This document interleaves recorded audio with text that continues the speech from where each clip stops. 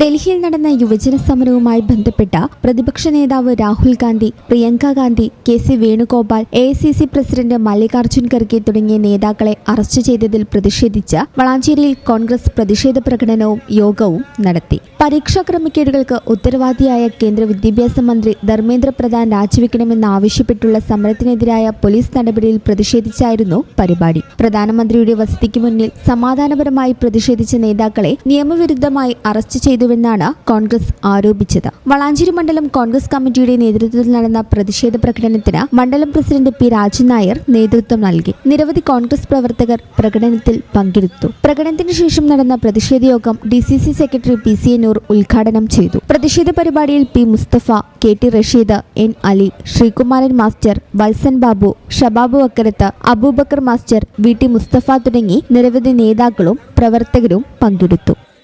ഈ channel news Valanchery.